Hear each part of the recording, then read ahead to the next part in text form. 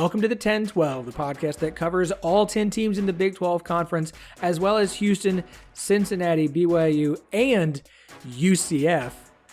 My name is Phillip Slavin. Thank you for joining us. We are back again for a weekly episode until things get started. It is August 1st when this is coming out. It is the beginning of August. There is no longer a month without college football. Now, technically, the Big 12 doesn't start until September, but Week 0 exists, and I am the kind of sicko who will watch Nebraska, and I think Illinois, Northwestern, I don't even care. There's two Big Ten teams playing in Ireland. Isn't it like Northwestern in Illinois or something like that? I think it's Nebraska is one of the games. Teams. So it's Nebraska and Northwestern. Northwestern. I'm excited. I don't care. We're going to watch it. That other voice you heard, you know him if you've listened to the show before. If you have not, he is one of my usual co-hosts. That is Rock Chalk Podcast host himself, Andy Mitz. Hey, yeah, it's great to be here. Obviously, I had to be here for this special occasion. Look, beginning of August, I'm super excited about where we are as a network and where we are now, potentially as a conference, going into all of the crazy stuff that is going to happen for this year and then getting ready to welcome in all these new teams next year. I mean, it's a big day. It's a big month. For the Big 12, Brett Yormark officially takes over as the commissioner of the Big 12 Conference today, August 1st. Big day. Later this week, the Pac-12's exclusive negotiating window with Fox and ESPN will end. That is on August 4th. And based off of everything George Kliavkoff had to say at Pac-12 Media Days, and based off what we're seeing from reports, including from Jason Shear, who covers Arizona for 247, and from everything we've gathered, we know Fox isn't interested and ESPN is lowballing them. So there's not going to be a deal done. So this whole thing is going to continue. Fall camps are going to be getting underway for the season to start. And today is a big day for us here at the 1012 Network because it's 1 year. The network is now 1 year old. It's our first birthday. We're going to eat cake with our hands and smear it on our face, and everyone's going to laugh and take photos. We are 1 year, not years, because it's only 1 year old, and I am thrilled. I am excited. That's why I wanted to make sure that I had Andy here for this little short intro we're going to do with him before we talk about a lot of other things today. We've got a loaded show. Andy, it's been a year. We started off with 5 podcasts. We're 10. We got to 11. We're 10 strong. We're building, we're growing, we're working hard. I love this team. I love the collection of podcasters and individuals that we have gathered into this network that have honored us with allowing us to represent them, to be connected to us, and allowing you and I to kind of steer this ship into whatever, whatever kind of waters and seas it is that we're going to be facing for the next year, both as Big 12 fans and as two people who are running a podcast network. Yeah, it's really interesting because I don't know that this could have gone any better than it has. Like I couldn't have imagined it going any better, even with the rocky start. Like we conceptualized the network and started organizing it, and we're doing absolutely everything to go ahead and get it running. Starting a brand new show in Midwest Madness with Christine. Getting in touch with everybody and kind of bringing everybody on and getting everything ready to go. And then Oklahoma and Texas dropped a bomb, and we were all like, well, do we continue to launch the podcast network or do we kind of pause on things? And we decided to go ahead with it. And I'm really glad we did because, look, we knew it was going to be a while before the new Big 12, really kind of got to where it was. And so we had at least a couple years to kind of figure out what we wanted to do, figure out how we wanted to change it. And I do think we've made some changes from what our initial plans were. But that was honestly, I think, to just make it bigger because we are now looking, for shows for all the new schools that are coming in. We are still enjoying everything that we're doing with all the people that we have, and there's even now more opportunities, more time, or more things for us to talk about, more opportunities to get and work with all the great people that we do. I agree with you. Like the collection of talent we have here on the 1012 Podcast Network is absolutely fantastic. I wouldn't trade them for anybody. So I'm excited about what we have coming up. Some of the new things that are going to be happening here. We are getting ready to add some more shows here going into this next season. And, hopefully we have the full roster of podcasts for all the schools by the time they all get here in 2023. That is the hope. As I mentioned, I said 10 shows strong. I'm going to asterisk that just for a moment. Of course, you have our show, the 1012 Podcast here, the flagship show of the 1012 Podcast Network. We've got Baylor covered with Matt Isbear and Evan Abear Between Two Bears. We have Iowa State covered by our great, wonderful friend, Jamie Steyer Johnson, who is our other co-host of this show, and she'll be back with us very, very soon. It'll be the trio, the three best friends there ever had, with me, Andy, and Jamie talking every Monday coming up in a few weeks. Oklahoma State is covered with the Feels Like 45 podcast with Cade Webb and Dustin Ragusa. Fire the Cannon, our Texas show, is back. They will have new shows this week. I am so excited to hear what Rocky and Megan have to say about the University of Texas and Texas athletics and the great guests that they got on that show every single time. As Andy mentioned, we have our basketball covered, men's and women's. Christine Butterfield with the Midwest Madness podcast. How can we forget Raspy Voice Kids? West Virginia with the Phoenix Brothers, huh? We got Andy's show, Rock Chalk Podcast, that covers the University of Kansas. We have the Scott and Holman podcast. We didn't want to wait until the new school showed up, so we added a Houston podcast, the best Houston podcast out there. We worked very hard to get our Texas Tech show, Tortillas and Takes, who are absolutely phenomenal. Obviously, we have a few schools left to go. We've got TCU and Kansas State, current Big 12 schools, and future Big 12 schools, Cincinnati and BYU. But I am very excited today, because that asterisk of 10, let's wipe it out. Let's go ahead and say 11, because we now have UCF covered. UCF is now covered in the 1012 Network. The podcast Sons of UCF, officially part of the 1012 Network. We have got UCF. We have got the Knights out of Orlando covered. Very excited. Adam and Mike, two hosts of the show, are going to be on here in just a little bit to tell you about their show, get you kind of introduced to UCF a little bit. The more I talk to them, the more I'm like, UCF's going to fit right in. That fan base is going to fit right into the Big 12. That is a group of very, very fat, passionate fan bases with a weird collection of older fans who remember how it used to be and young fans who don't remember the worst of times. They only remember the best of times. I think they're going to fit right in. It's going to be fantastic. The show is phenomenal. I don't think we could have gotten a better UCF show. Sons of UCF, they are going to be coming up here. We're going to talk to Mike and Adam, as I mentioned, in just a little bit, and introduce you to that show that I'm very excited to have. And for now, that's it for today. That's all we're adding. One show. We're working hard. We've got some irons and some fires, some things that we're working on. And Andy is right. I do expect us to have one more show that we will announce before the start of the season, and a few other big announcements as we get closer and closer to the start of the college football season. It's going to be a fun and exciting August for so many reasons. Like I said, Brett Yormark's taking over. College football returns. We've got a lot of announcements. Conference consolidation is probably not really going to do anything, but we're going to have to keep talking about it, even though I'd rather just talk about actual football. But it's August, folks. It's the month of August. I am so excited we're here. Yeah, I mean, and kind of to your point, Sons of UCF, adding them continues to add to the great collection of talent that we have. A bunch of different people doing a lot of different, a lot of different types of shows, a lot of different things. And I think my favorite part about the collection of talent that we have here on the network is that everybody brings their own expertise about how they do their show, how they do things. And I know that I've gotten a lot of great ideas from a ton of the other shows that we have here. And I'm sure that a lot of them would say the same thing about what we are doing here on the 1012 podcast and over on the Rock Chalk podcast. So I'm really excited to add them, to add their expertise, add their knowledge, and add another fan base that we can all get super excited about to be able to talk about and have rep the Big 12. Yeah, thrilled about them. Thrilled about all of this. Andy, I'm pumped to have you kind of by my side through all this stuff. It's been a joy. It's been great. It's 1 year down, many, many years to go. A lot of growth still to come. I'm pumped about today, man. I'm absolutely thrilled. Yeah, it's fantastic. Let's hope that we can talk about this, multiple years in the future and celebrate every single one of those anniversaries. So coming up, we got Sons of UCF.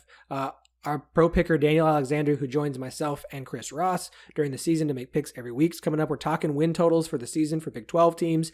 Very excited about that. He does not have a bet this year. But I do. I've got a bet this year that we're going to talk about.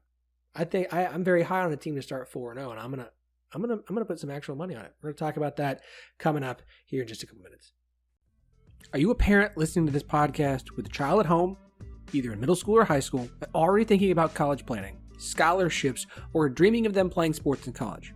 Do you know a high school or middle school athlete who wants to go and play in college? Whether it's D1, D2, D3, or just they're not even sure, they just want to keep playing during college. Well, let us introduce you to one of our friends of the podcast and a company who is an expert in the world of college recruiting, Recruit Route.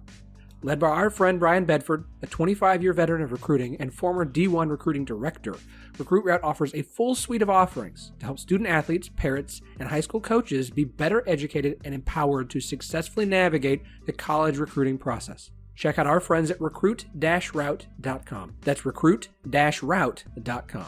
Don't forget, run your route in recruiting with Recruit Route. Look, this is a big episode, and I am sorry. In fact, it's probably the longest episode we've ever done, if not one of the longest ones. Like I said, we've got a lot to talk about. We've got win totals with Daniel Alexander coming up next. And we're talking about the current 10 Big 12 teams and the 4 incoming. We've got our interview with Sons of UCF, the newest show in the network. But there's some stuff from last week I want to talk about. I've had a lot of thoughts popping through my brain this week. And some I'm not really going to touch on as long today as I had originally planned, just because we are at already a very long episode. For instance, if you haven't read the Sportico article on Kevin Warren, the Big Ten commissioner, and what he has done during his time as commissioner, I would do so. They talk a lot about how Warren has built the Big Ten as a brand, similar to the SEC as a brand. It's not just Ohio State, it is the Big Ten. And I think that plays into some of Brett Yormark's comments at Big 12 Media Days and the idea of making the conference, the Big 12 brand, hipper and younger and cooler, to focus on the brand more than the teams in particular. Playoff expansion is coming, and we're going to get to 16 teams. The groundwork is being laid. Chris Vanini got a quote from Sunbelt Commissioner Keith Gill during Sunbelt Media Days about a 16-team playoff. Quote, I would be supportive of it, but it depends on how those things are allocated. I'm less supportive of the 16 best because I do think conference championships should be rewarded. That's where this is going. Greg Sankey has talked about it at SEC Media Days. He's basically no longer on board with the 12-team one that he helped co-create last summer, and he is all aboard. I just think it should go to the best teams. Why do we need to worry about that? Because for the SEC, that means that most of whatever size it is are going to be SEC teams, and that benefits the Big Ten as well. If you want to get the SEC and the Big Ten on board, you're going to have to give them more at-large spots. I think that's why you're going to see a 16-team playoff, which sounds crazy. I mean, just a few years ago, the idea of 16 was nuts. It was insane to have 16 teams. We only have 4. How can you make a jump from 4 to 16? But we all kind of got on board with a 12 team last year. I think most fans were like, yeah, sweet, 12. That sounds great. This is a great proposal. Well, now you're going basically from an okayed upon 12 to 16. That's a jump of 4 more, not a jump from 4 to 16, which is a jump of 12 more. The groundwork is being laid. I think it's going to happen. Well, what I really want to talk about today is the backlash to George Kliavkoff's comments about the Big 12 during Pac-12 Media Days. Pac-12 Commissioner, Pac-10, whatever, George Kliavkoff, was asked about Big 12 Commissioner Brett Yormark's comments about, quote, being open for business. George, of course, said, I appreciate that. We haven't decided if we're going to shop there or not in regards to the Big 12. Took it another step further.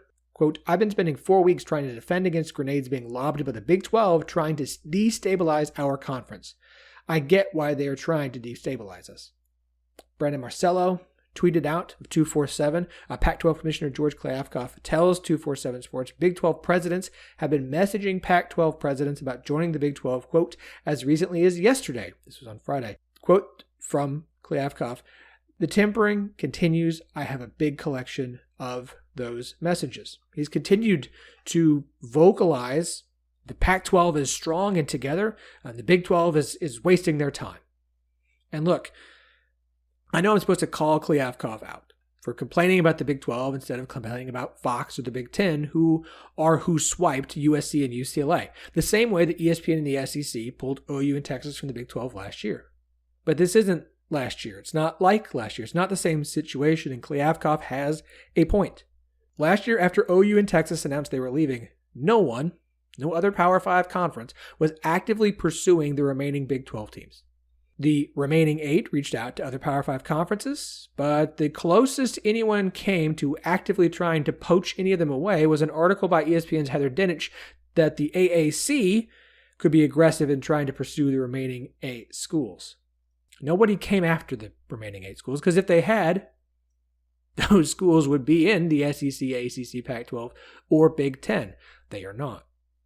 This time, that's not the case. Someone is pursuing the remaining Pac-12 schools. Someone is trying to lure those teams away from their conference. Someone is coming for the Pac-12 in a way no one came after the Big 12 last year, and that is the Big 12.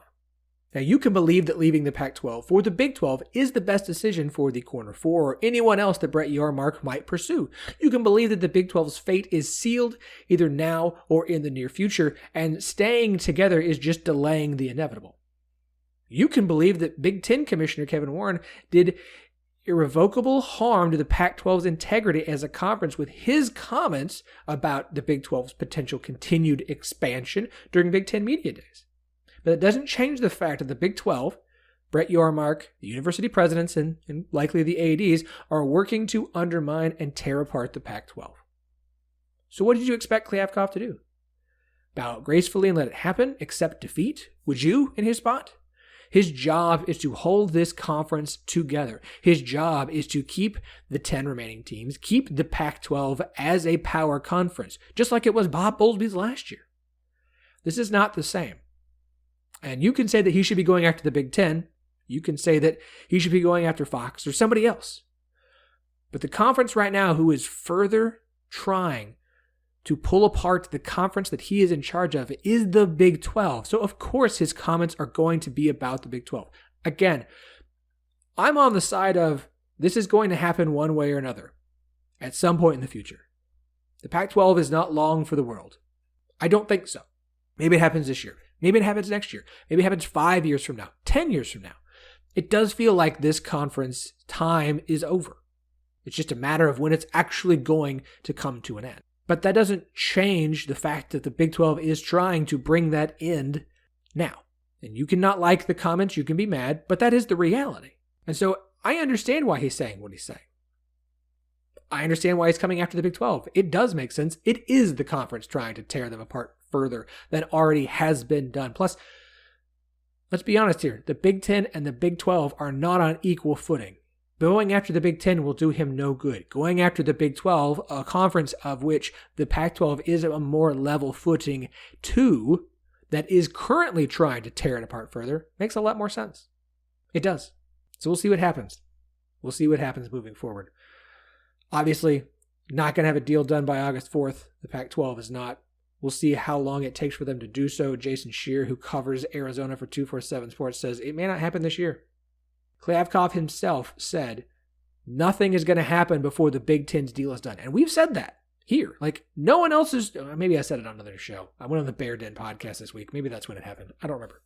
I've said a lot of stuff across multiple podcasts over the last few weeks, and I'm happy to continue to do so. But no one else is going to get anything done until the Big Ten's deal is done. It's expected we'll find out about what that is around Labor Day. Who knows? This isn't going away anytime soon. I'm ready to talk football. I think you guys are ready to talk football. I know this stuff is kind of fun, but it's wild to think that this has been going on for less than a month. The news of USC and UCLA came out right before July 4th. So a month, essentially. A month. We're going for a month. It feels like months. It feels like forever. I'm ready to talk football. So that's what we're going to do now. We're going to talk football. We're going to talk football win totals in just a minute. But before we do have to do a little podcast business. Home Field Apparel, the creator of the most comfortable vintage college sports apparel you will ever wear. T-shirts, sweaters, and hoodies. Look, they have every current or future Big 12 team available at Home Field Apparel, and you can use the promo code NETWORK12, NETWORK12 to get 15% off your first order. Or if you're someone like me who's crazy, you can go check out the Youngstown State lineup that just came out as part of Big News Saturday Season 4. That is ridiculously incredible. It is penguins. Their mascot is the penguin. Folks, go check out the Youngstown State collection. Oregon State's coming this week, and I, as a fan of an orange and black OSU school, feels a certain kindred spirit with Oregon State. Plus, I feel bad about what's probably going to happen to them sometime in the near future when the Pac-12 falls apart. So I might just buy myself some really cool Oregon State gear. I cannot wait to see what they've done with the Beavers. I cannot wait. But again, the Big 12 schools absolutely incredible. And you know what? In honor of Sons of UCF joining the network, I'm just going to highlight that Home Field has Citronaut. If you don't know what the Citronaut is, learn quickly. They've got a retro Citronaut hoodie, if you're up for that, or a vintage UCF Citronaut t-shirt, which is freaking awesome. Go and check those out. Let's call those the 1012 Home Field shirts of the week. Vintage UCF Citronaut tee and retro Citronaut hoodie. Go check them out at homefieldapparel.com. Don't forget the promo code NETWORK12 gets you 15% off your first purchase and be rocking the most comfortable vintage college sports apparel, period, this college football season. It is August. The season starts this month. We're not that far off from Big 12 action getting underway. So it feels like what better way to kind of kick off the really kind of unofficial start of college football season, even though that was Big 12 Media Days, than by finally talking about win totals for the year. Obviously, these have been coming out since June, but we've been kind of biding our time here. Very excited to have our pro picker, who is with us every Thursday during the season when we make picks each week, to join us to talk win totals, Daniel Alexander. Daniel, welcome back, bud. Hey, thanks so much. So happy to be here. And this is such a fun pod to sort of jump in and get the juices flowing on the Big 12 and just sort of the view of the betting market. I really enjoyed this one last year. Obviously, a lot of hoopla around the Texas Tech bet. They had a great season. I was happy to pay that out. Went to some great charities down in Lubbock. I don't know that I have as bold of a claim this year, but if one happens to pop up and organically happen, then we'll let it fly. We'll just see what happens. But I definitely have some takes. I have some real money that's going down on some of these win totals. So excited to jump into it.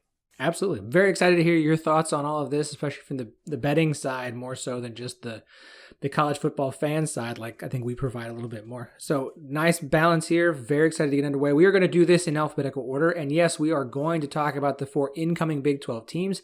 We're really going to try and do our best to discuss those teams more often. When we get to weekly picks during the season, we will make picks for BYU, UCF, Cincinnati, and Houston each week as well. Barring FCS weeks, we don't pick on a team's FCS game. Sorry, no thank you.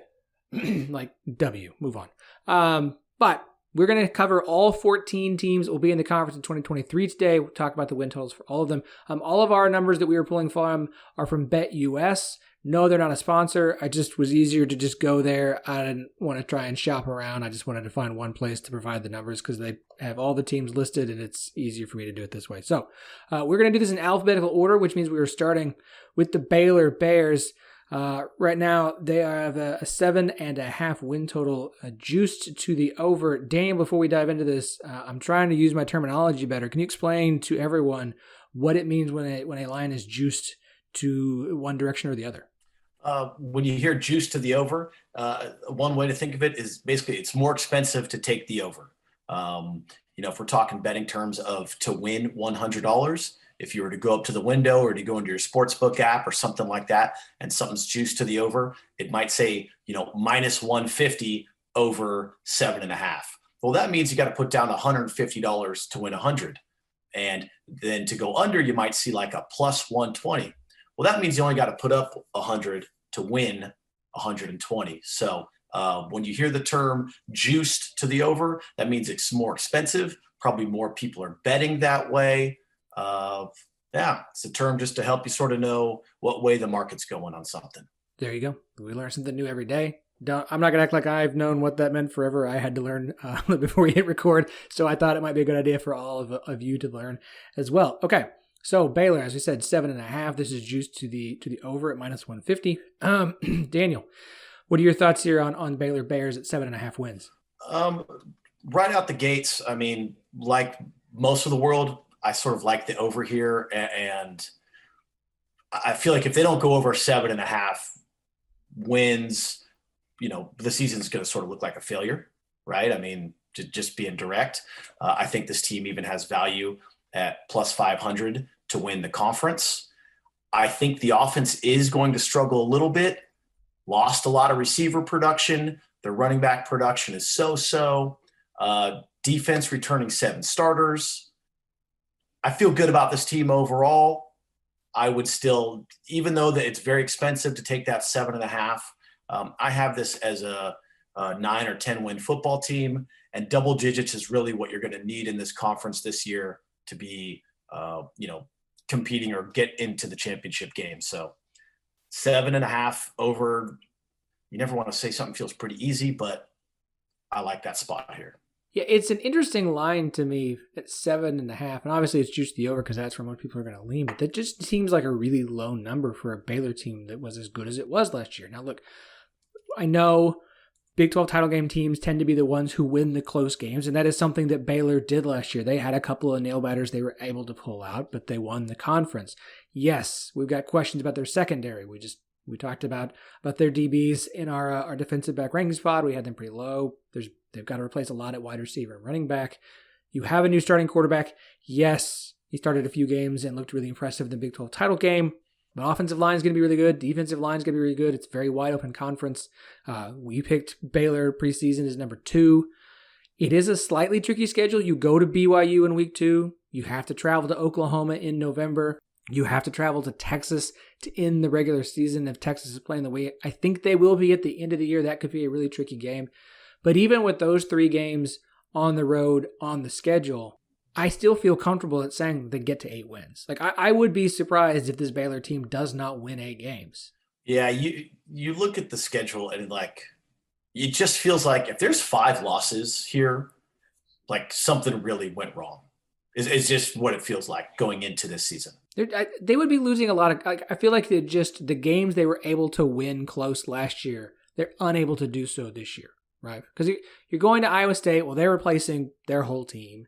You're going to West Virginia, a lot of questions there. You're going to Texas Tech, new coaching staff. You get Kansas State at home. You get TCU at home. Like you get Kansas at home, which doesn't really help. You'd rather play them on the road. But Albany and Texas State, your other non-conference games, like I feel good about Baylor this season for various reasons. But if I'm looking at this from okay, what do I think is like the low end of this team? 8-4 kind of feels like it should be the low end unless they just struggle in close games or the bottom fouls out or they just can't replace what they lost from last season. But I feel like even at that, a dip to 8-4 is not a lot to ask for. Yeah, I don't want to, I'm sort of echoing your sentiment, and I'm not making a bold claim here, listeners. But when you go pull up their schedule, it's like they get Oklahoma State at home in week 5. Like, could this team be 7-0 or 8-0? Like, it's not, that's very hard to accomplish, but it's not impossible to picture with this Baylor team and the trajectory that they went on. Yeah. And that they're taking into the season. It's like 7-0 or 8-0. It just doesn't, it's not some outlandish or crazy thing to say. So, I mean, even looking at that 6-2, if your first 8, like you're not going to lose 3 of your last 4. This feels like a pretty easy over, which is why it's, that's why it's expensive. Yes. Choose to the over. There's a reason why. All right. We move on down to BYU, team that we just mentioned a second ago. They are at 8.5 wins, and this is actually juiced to the under at -140. Daniel, how do you feel about the BYU Cougars this year? I agree with that underside being juiced to the under. This is another team. You go pull up their schedule, and the opposite of what we just talked about with Baylor, it's like, gosh, can I find 9 wins on this schedule? This also feels like a team that it's going to drop off a little bit. They're huge favorites week 1 against South Florida. So it's like, okay, let's give them that. And then to tie it into Big 12, it's like, then they step right, then they get to draw Baylor. They have Oregon. They have Notre Dame. They have Utah State, who just won their conference last year. They're playing Arkansas, Boise State, East Carolina. This is like a tough schedule. There's one gimme on the schedule, and that's Dixie State at the end of the year. So it's like, it just feels like a really tall order asking this BYU team to go win 9 games. Yeah, this is a significantly more difficult schedule than last year's, right? And they had a really nice year last year, 10-2 in the regular season. We talked about all all the Pac-12 teams that they beat. It was Arizona, Washington State. Utah was really good. It was early in the season before they figured out their quarterback situation. Arizona State, USC at the end of the year. Like, then you look at this year, we're talking an Arkansas team that feels like it's on the rise. Though at home, Notre Dame and Vegas. You have to go to Oregon. You have to go to Boise State. You go to Stanford. This is a much more difficult schedule than last year. I mean, just on the Baylor, Oregon, Notre Dame, and Arkansas, like just those four. So their win total is saying they're winning one of those games for sure. If you're taking the over, yeah. Right, you're right. So it's like you go on the over on those. It's like, okay, just those 4 games, they're definitely winning one, and you can't have any hiccups anywhere else. Right, and it's like Utah State, Liberty, Boise State, East Carolina. All 4 of those teams are going to be live. Right? Like BYU is probably going to be a favorite in all those spots, but Utah State and East Carolina are absolutely talented teams this year that aren't just going to go lay down. And then you got to go on the road to Boise State. 8.5 just feels tough. This number feels like it should be 7.5 or 8. At least on 8 you can push if they go 8-4.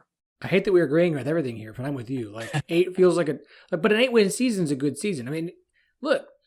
It's just a more difficult schedule than last year. Like, it is significantly more difficult. And maybe they snag an upset win. I mean, they did it early in the season last year over Utah. Maybe they snag an early season win over Baylor here. Or they go on the road to an Oregon team with a new head coach and surprise them.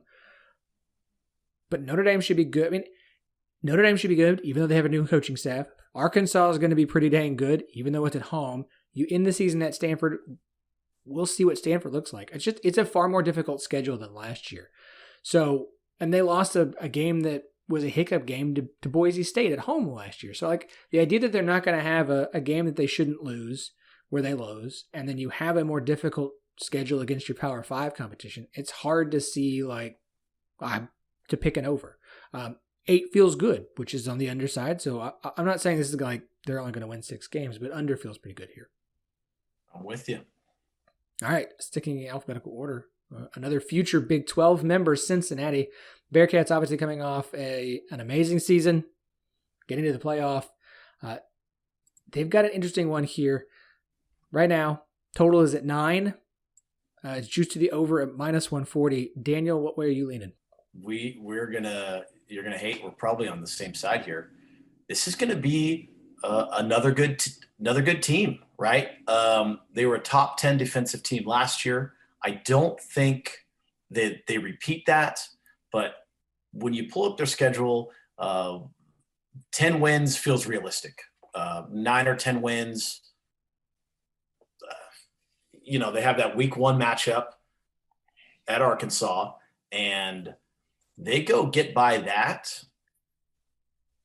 This just feels, it almost feels automatic 10 wins. You never want to say that, okay, right? You never want to curse a team, and, there's a reason they play the game. But this is a very talented squad, and it's like they're going to be drawing the South Floridas, the Indianas, Tulsa, who I'm a little down on this year, Navy, who's been atrocious in the past 2 or 3 years and probably getting worse. It's like this schedule is going to line up really well again for them to have a great season and probably double digits. So to me, this is a 10-win team, and so I'm going with that over. We agree again. I feel good because I feel good at worst, this is going to push. Right? Like, I'm happy to say over at a 9. Now, if it's a 9.5, I'm not sure I would want to bet this. I would still feel pretty good about the over. And I think it all comes down to week 1. If Cincinnati wins the game in Fayetteville over Arkansas in week 1, this is an easy over to me because it's at Arkansas. But after that, you get Indiana at home. Maybe they bounce back. I know you're down on Tulsa. It's always a sneaky, tricky game. Tulsa can be really good, especially defensively, but they just lost their defensive coordinator. You're on the road at SMU after an idle week, but they're replacing their coach. You got to go to UCF, but you avoid Houston here. Like, I look at maybe Tulane is better this year. The AAC was bad last year. I don't see it being significantly better. I have a hard time, even if they lose at Arkansas, I still feel pretty good about 10 wins, with the only games I look at as potential toss-ups or losses at Arkansas and at UCF. I know Cincinnati has a ton they have to replace. I understand that entirely. But they've been basically the class of this conference for a few years now. Again, they avoid Houston in the regular season. I feel good at 10 wins, even if they don't beat Arkansas. If they do, this is an easy over to me. Yeah, agreed. You go look at that schedule. You get the push on the 9. Let's say they lose Arkansas. Even 2 losses in those last 11 remaining games, it's going to be pretty big upset. If they have more than 2 losses in those final 11 games, it's like, Miami, Ohio, Temple. It's like, come on, like it's hard to find the losses, and it would be some highlight reel Sports Center stuff if Cincinnati was to lose more than 3 games. Agreed. All right. Staying with a future conference member again, Houston, the Cougars at 9 wins, juice to the over at 130. Daniel, where are you leaning here? This is a tough one. I think this line is very correct. I'm going to have no money either direction on this. This is a talented Houston squad. They're going to have an awesome passing offense this year, I think. I think this is going to be an over team, meaning I'm going to be betting the over a lot week to week until the books catch up. For the sake of the pod, I'm going to go with an under. But this is all. I just want to be clear. This is no bet, and part of that is I just don't love Dana. I just feel like he just once or twice a year he just blows it in situations. Oh, perfect example. Last year, what were they up? 21 points or something on Texas Tech. 28 points at halftime, and it's like week one. Gosh, it's like I feel like you get that once a month out of Dana, and he's just going to lose some games he shouldn't lose. So. I like what they're building down there. Line feels right. For the sake of the pod, I'm going to take the under. I am all over the over here. I think we're going to get a repeat Cincinnati-Houston championship game in the AAC this year. You open at UTSA, that could be a lot of fun, but UTSA I don't think is going to be nearly as good as they were last year with all the pieces they lost. They go to Texas Tech, obviously a game they lost last year. Very interested in that one. You get Kansas at home. You get Rice for your non-conference. After that, their conference draw. You got to go to Memphis in October. You avoid Houston, and you avoid UCF. Even if they have a hiccup, this is a 10-win team to me, even with a hiccup. Because I don't see a game in conference play where they're not going to be favored. And the only game in non-conference where they might not be is Texas Tech. But they could be favored the rest of the way. This is an easy over to me. Again, I sort of, I sat this one out and said the line is right, but it's like they're very short faves at a very good UTSA team in week 1. I think people are high on Texas Tech and the new staff. I don't think Kansas is a pushover. That November game, Houston going to East Carolina, if East Carolina has the season that some people think they're going to have, it's like, that's not a pushover game. That's basically saying like, okay, you guys can't slip up, between Tulane, Memphis, Navy, and South Florida, and then SMU. In that 5-run stretch, it's like you either have to go 5-0 or 4-1. So again, line is right. Houston's going to be a very good team. So, for the sake of the pod, we're going under. I hope you're writing all these down so I can take a victory lap on the end of the year. I'm very high on Houston this year. Back to current Big 12 teams, the Iowa State Cyclones at 6.5. This is slightly juiced to the over at 120. It's pretty much it's kind of juiced both ways. So I don't know. Daniel, where are you at with Iowa State here? I'm torn. Again, I do feel like the line is right. Okay. Is this a 6-win team? Is this a 7-win team? I don't know. One thing I am going to say that's going to benefit Iowa State, I feel like Matt Campbell does better being the hunter and not the hunted. Last year, there was so much hype pushed on them. This was going to be their season. It just all fell flat, right? It just didn't happen. NFL like 2 or 3 NFL caliber players on the offense, and you just didn't feel like that you were watching that week to week. But you go pull up their schedule this year. Southeast Missouri week 1. Let's say I'm going to give them a win. Of Iowa, gosh, I hate Iowa too. If Iowa State has a pulse, they should win that game. In my opinion, they'll probably be, they will be dogs, but Ohio, they should win. Baylor, lose. Kansas, I'm going to say toss-up. I hate to say that. Kansas State, a loss. Texas, a loss. Oklahoma, a loss. West Virginia should be a win. Gosh, is it 6 wins or is it 7 wins? I'm going to go under. This feels like an under team. They lost so much on offense. You know Matt Campbell is going to be able to do what he needs to do on defense. What do they have? 7 returning starters, 8 returning starters on D. I just don't think they're going to have the magic on O. Under 6.5 wins. I do think it's tricky. It's hard to expect a team that won 7 games last year to come back after replacing as much as they have lost and be better, right? So I think this line's in the right spot because I'm not sure which way to go. Iowa State could absolutely be better than we expect. Of every team that we're like, it wouldn't shock me. It's Iowa State. It's Matt Campbell at this point. They do get the benefit of the 5 home, 4 road split in the Big 12, and one of those road games is Kansas. And I know you think it's a toss-up. It could be a toss-up because I think Kansas is going to be slightly better this year. They are going to be better this year. But still, if you're Iowa State, you get Baylor early. You get Kansas on the road early. This would be totally a stay away for me. Like I am not putting money on this. I am not going to pick them to beat Iowa until they do. Man, I think there's going to be a lot of 6-16 in the Big 12 this year. Honestly, with as much as they lost from last year, getting to 6 wins this year, I know that may seem frustrating, but like that's a win. Yeah. To me, no, I mean, yeah, with as much as you lost, as many historical players as you lost, getting to 6 wins is a win. I mean, you go walk through it, and I come out to 5 or 6, and they have to really upset somebody if they're going to go to 7 wins. Yeah, I'll agree with you and take the under. I think it's 6, and it could be 7. I'm with you. Like I have a hard time here of trying to figure out which way to go.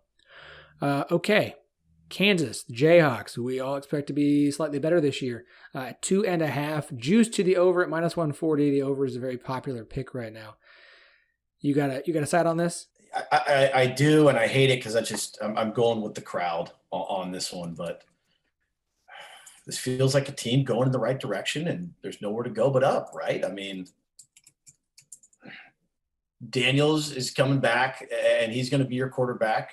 And correct me if I'm wrong on any of this, because I'm not the end all on my Big 12 info, but Daniels looked good at the end of the season last year. Like, wow, does this team just have a good quarterback? And with the threat of the run from Daniels, it sort of opens up a little more. So it's like this offense has nowhere to go but up.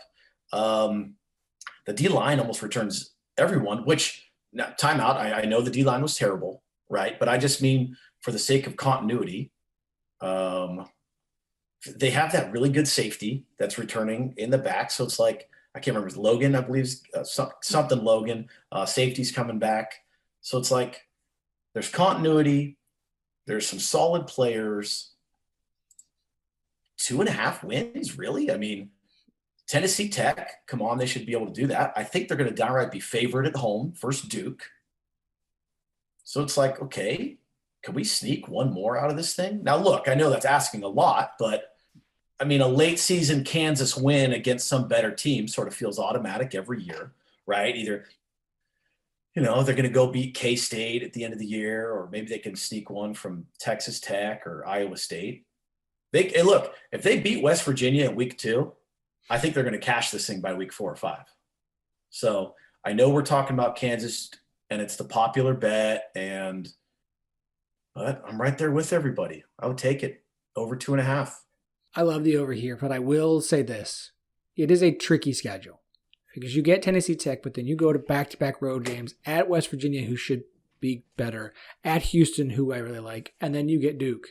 That Duke game is huge for them. Can you bounce back from 2 potential losses, and 2 that could be kind of bad losses, to go face Duke and get that win? Then you get back-to-back home games against Iowa State, replacing everybody, and TCU, new coaching staff. Because the rest of the schedule, the rest of the way is at OU, at Baylor, idle week, OSU, at Texas Tech, Texas at Kansas State. If they're going to get this over, I think they almost have to do it all in the first half of the season. Oh, sure. I don't feel good at all about the back six. So that front six, they've almost got to go 3-3 for this over to hit. I feel like they can do it because of who they have, because of where they get certain teams at home. But it is a tricky schedule, and it really does come down to that Duke game. If they lose the Duke game, this is an under. But I feel pretty good about it. I see one game they should win, one game I think they'll win, and then I've got to find a Big 12 game for them to win. And can they? I think they can. I think it's going to be tricky. It's funny, we're agreeing with each other, but I think maybe we get there differently. I think this might be a 4-win team this year. Okay. I will absolutely be betting them when they go to West Virginia. That week 2 game, I'm taking Kansas on the points. I'm going to have some Kansas money line. I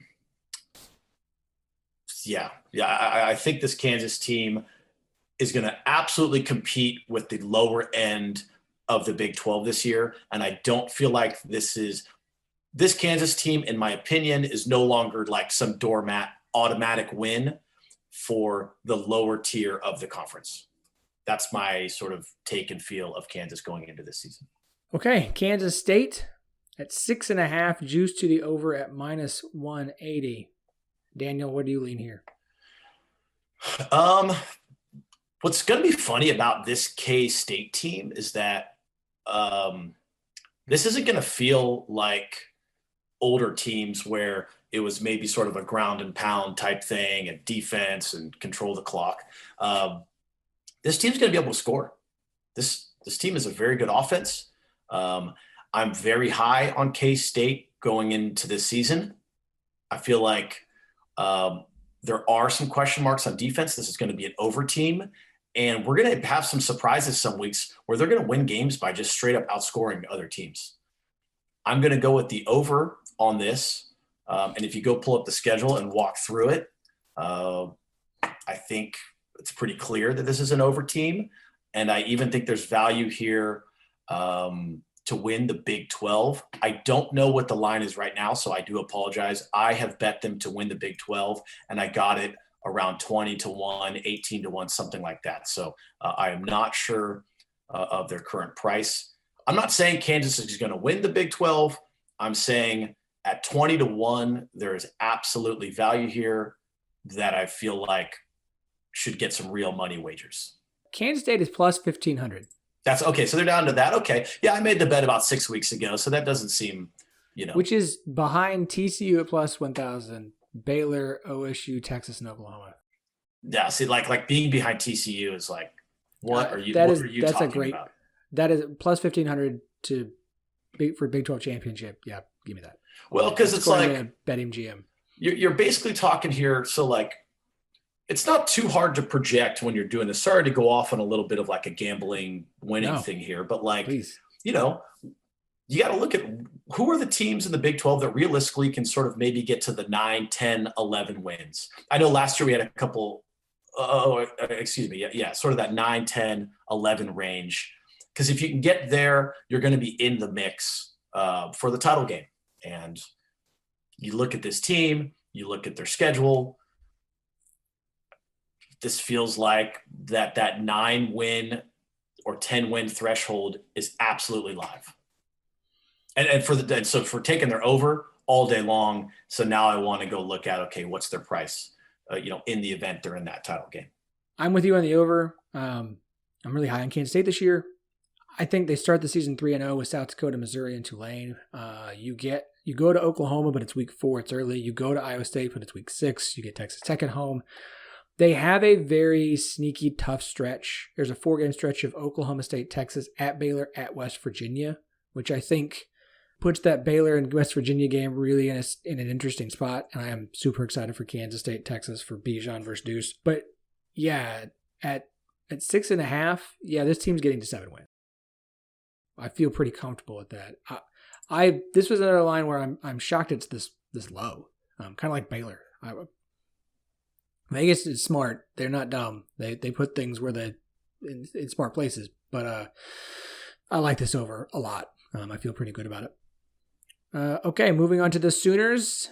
9.5, juice to the under at -120. Daniel, which way are you leaning here? This is tough. I do feel like the line is right. I'm personally going to stay away with some money. I do know some sharp people who actually really like this Oklahoma team and feel like there's not going to be a lot of drop-off. I don't personally feel that way, but I'll also admit that I don't have a strong take one way or another. Like, I just don't know. My gut tells me, look, I know they had a shaky year last year, because every year there's sort of these, national title, expectation sort of thing. And, Lincoln Riley's exit and Caleb Williams leaving and all this kind of stuff. I just don't know with this team. I could see this team winning 10 games. I could see this team winning 7 games. So, I hate to sort of, step aside and say I'm not going to have a take on this, but I have no clue what's going to hit the field this year for Oklahoma. Is that fair? I have no bet. I have no money. For the sake of the pod, I'm going to take under. Okay. My gut's sort of telling me it might take a few weeks. This feels like a kind of Oklahoma team where first 6 weeks of the year, they maybe lose a game or 2 they shouldn't. And then everyone says, they're bad. They're not going to have a good year. And then everything comes together for like that last 4 or 5 games in the Big 12. And all of a sudden they look great, world beaters, and they're in the championship game. Some scenario like that would not surprise me. But I'm going to pass on a take here as far as real money, and I'm going to lean to the under. I'm going to take the over. You and a lot of smart people. Like I said, there's some respected people I know that have said, this team is not dropping off this year. They're going to have some close games, some close wins. And one of the reasons when we voted in the preseason poll, I picked Oklahoma to win the conference again, was the other teams I think are in contention for the Big 12. Kansas State, Baylor, Oklahoma State, and Texas. They get Kansas State, Baylor, and Oklahoma State at home, and they get Texas and Dallas every year at a neutral site. So the other teams I think who are going to be the best in the conference, they get all of them at home. You get UTEP, Kent State, could be interesting. Nebraska on the road at 11 a.m. We'll see. Nebraska gave us some trouble last year. Maybe this is a Nebraska team that's finally figured some things out. But I feel comfortable with the over. I do. Again, I think they're going to have some close games, but you're at West Virginia, at Texas Tech, at Iowa State, at TCU. I mean, 2 brand new head coaches, one kind of on the hot seat and one replacing everybody. I feel comfortable in an Oklahoma team as talented as they are, being able to, as usual, use that talent as an advantage in close games and get a lot of wins. So I'm going to take the over. 9 or 10 is the right spot. Like that 9.5 is the right spot. Sure. I agree there. I think I personally feel like they probably land on 9. That's my personal feeling. Yeah. I think 10 at 9.5, I think 10 is more likely than 8. 9 is very much in play, but I will take the over just because I am buying in more on Oklahoma the closer we get to the season. I say it every year. Big 12 it's really a fascinating conference. There's going to be, it's just going to, I don't know. I'm excited for this Oklahoma team. This is either going to be a team that's great to fade and you're going to make a lot of money fading them, or it's going to be really expensive trying to fade them. I'm going to take some teams on the money line. In my opinion, there's going to be some value on the money line to start the year. K-State, that week 4 game, I'm taking them on the money line for sure. They go on their first road game to Sonny Dykes for the conference. I'm absolutely going to take TCU money line. By then we'll probably know what we've got, but just in case I'm right, I'm absolutely going against them. Okay. Oklahoma State at 8.5, juice to the under at -125. Daniel, where are you going here? I'm going to go on the under, and I'm going to be betting some real money on the under here. Offense, I think, will actually probably be a little bit better with some continuity with Spencer Sanders and the O-line. But I think what happened last year with the defense was an outlier. They had a great season, and all the credit in the world to them. I just don't see in any way whatsoever how there is a repeat of what happened with last year's defense. I mean, we're talking about like top 2 or 3 secondary in all of college football. And I just absolutely do not know how they, can repeat something like that. They bring back 3 defensive starters, maybe 4, and the coordinator, he's left for the big money contract. So it's like, dude, 8.5.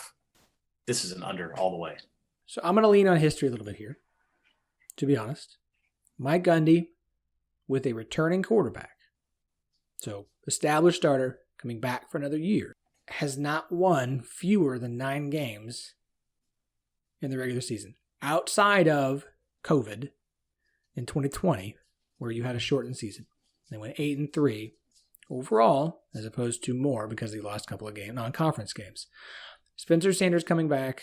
I know how everybody feels about Spencer Sanders. I don't necessarily disagree. I know everything that they've lost on defense. I know Jim Knowles is gone. But again, this is a wide open Big 12. I will ride with Mike here and take the over. I think 9-3 is the right choice here. This feels like a 9-win team if they can get to 10 in the bowl game. But I will take the over just because, look, you have established quarterback, and we can depend. I know how everybody feels about Spencer Sanders and what that means there, but I will ride with history. OSU with an established returning quality quarterback is a good thing for Oklahoma State. I will take the over. I think 9 wins feels right. Gosh, man, going through this schedule. Okay, we just straight up disagree. I have real money on the under. I'm taking the under here. You go through this schedule, they better win those first 3. I mean, I think they will. No, yeah, I mean, they're 3 touchdown favorites against Central Michigan. But yeah, well, who was it last year? Was it them or Iowa State was like a 41-point favorite or something and won the game like in the fourth quarter? I could have been both. Yeah, I'm sort of drawing a blank. I remember that first week, one of those guys was like, didn't lose the game, but was like, what is going on here? But it's like, then they go at Baylor. Yeah. This sort of renewed Texas Tech, this TCU everyone's excited about. Then they draw Texas. They go to Kansas State. They go to Kansas, which they're going to win the game. But it's like, I feel like there's a drop down with Oklahoma State, and some teams are getting better. So I get it. I do. History tells me 9 wins is about right. We'll see. It's going to be really interesting. It's going to depend on how that defense looks week 1 and how Spencer Sanders plays this season. All right, TCU at 6.5, juice to the over at -125. Daniel, which way are you leaning? I'm going under here. No disrespect to anyone, to any team. And actually, Sonny Dykes, this is probably one of the most talented situations he's stepped into, maybe in his career, like just as a head coach. I think the offense is going to be really good. I don't think Sonny's going to have any problems there. Wide receiver wise, I don't do too much like individual metric stuff. This is probably one of the best wide receiver groups in the Big 12, and I think that's going to be a big strength for Sonny Dykes. O-line is going to struggle. I don't know. I don't love their defense that they're putting on the field. I think it's going to be it was very down in 2021.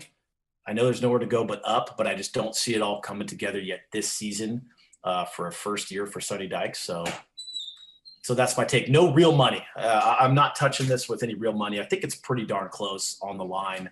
But for the pod here today, these Horned Frogs feel like slight to the under. I'm with you. 6 wins feels good.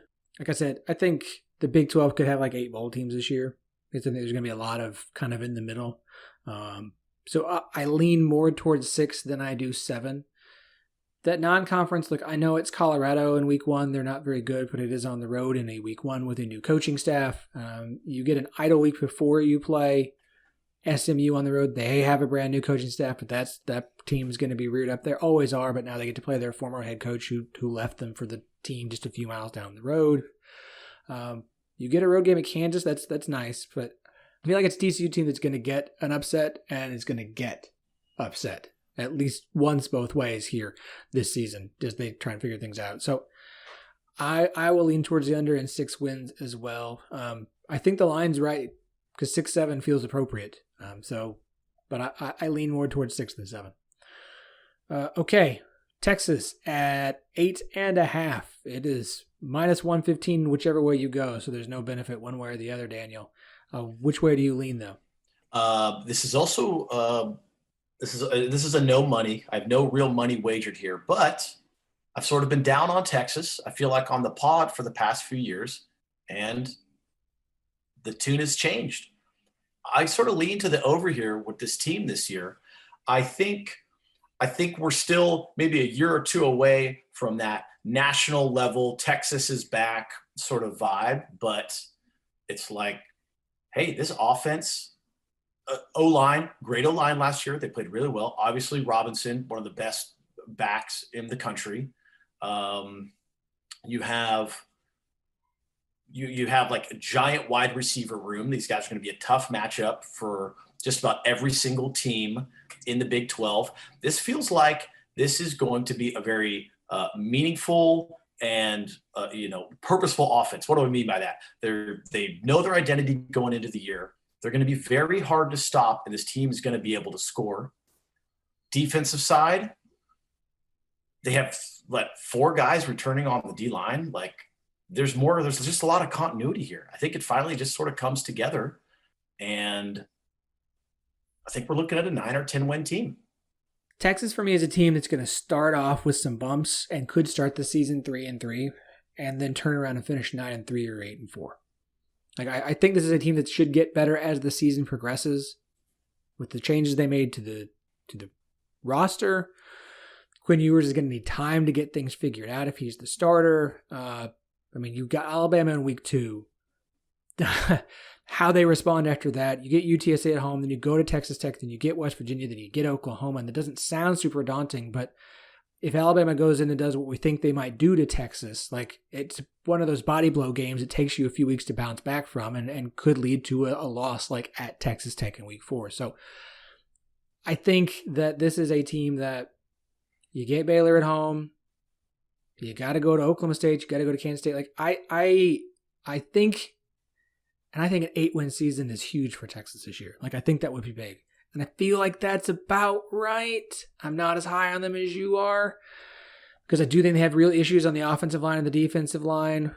I think that their weapons on offense are awesome. We got to see Quinn Ewers. Quinn Ewers hasn't played significant football that mattered in quite some time. I think they're going to have some growing pains early in the season. I will lean toward the under because I think 8-9 is about right.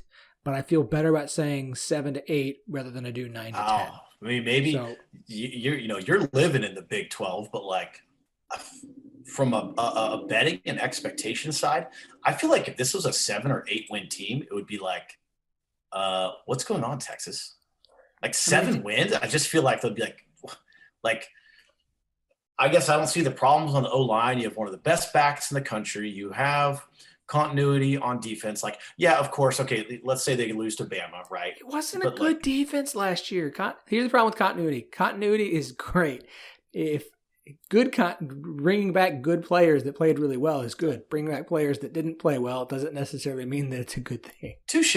I mean, no, I absolutely respect that take, but it's like, I guess I just feel like if you have, what am I talking about here? Continuity is sort of whatever we'll say for its school like Akron. Okay. You've got Sark, you have the establishment that is Texas football.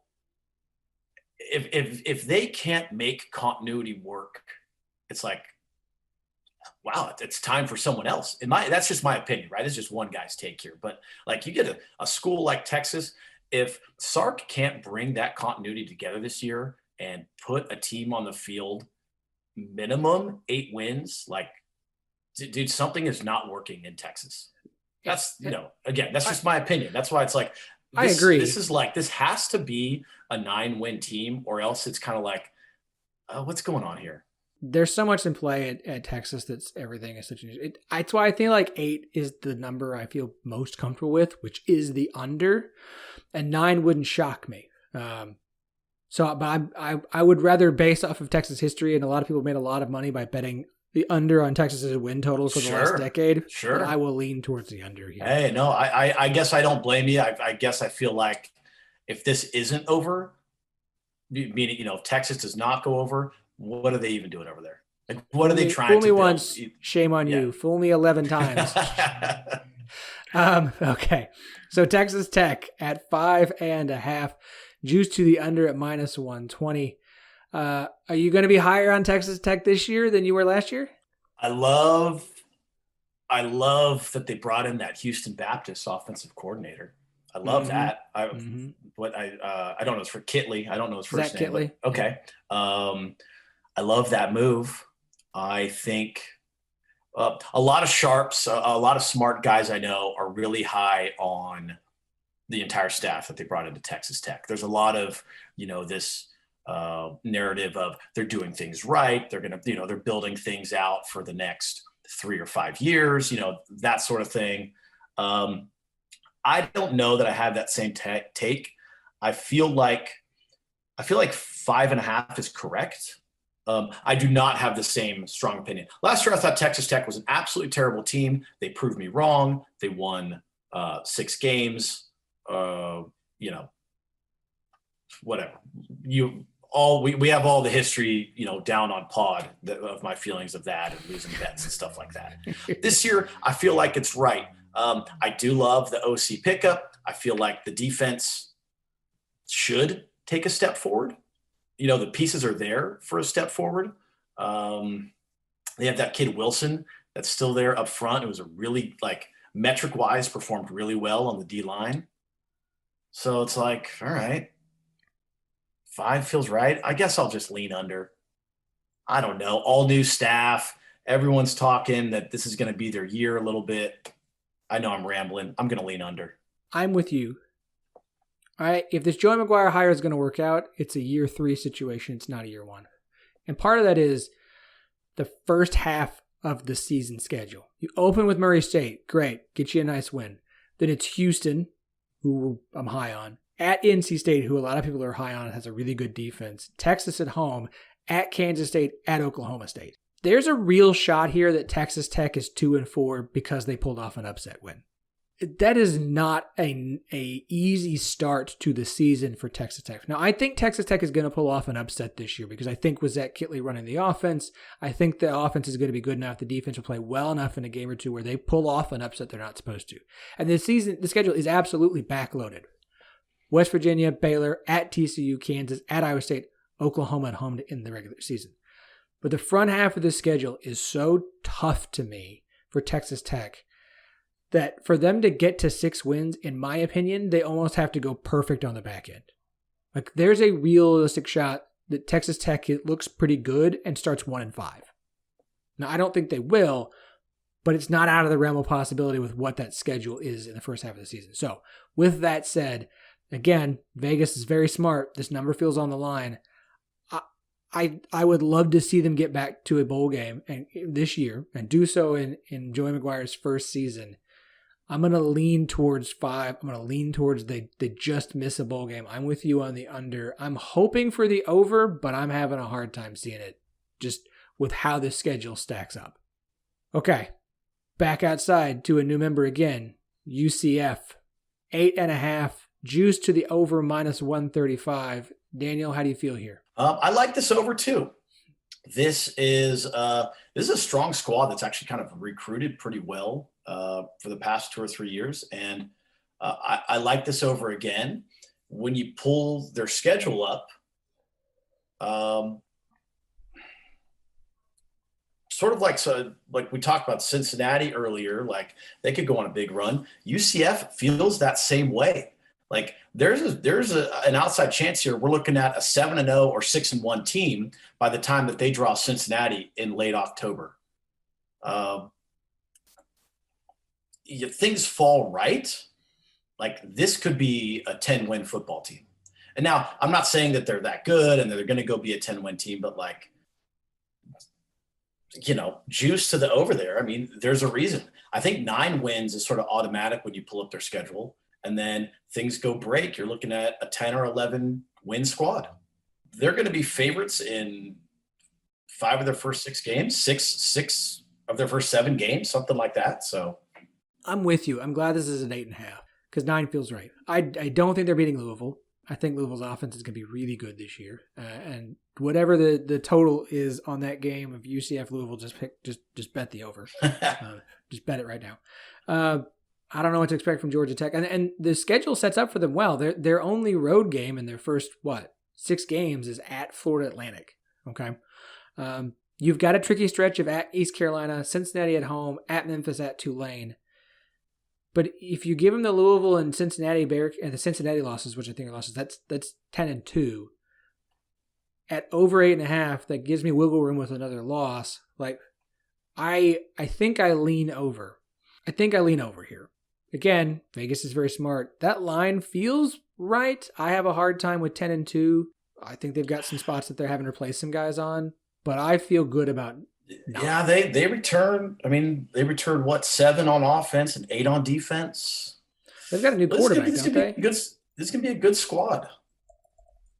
Well, year 2 for Gus, and you're replacing your OC, which isn't really anything.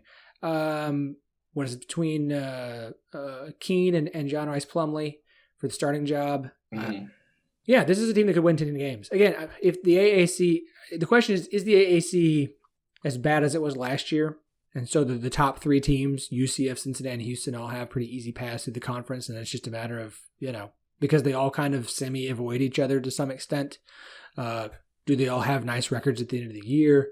Again, I don't think UCF beats Louisville. I think Louisville was better this year than last year, and UCF should have beaten Louisville last year and didn't on that. It was an insane game.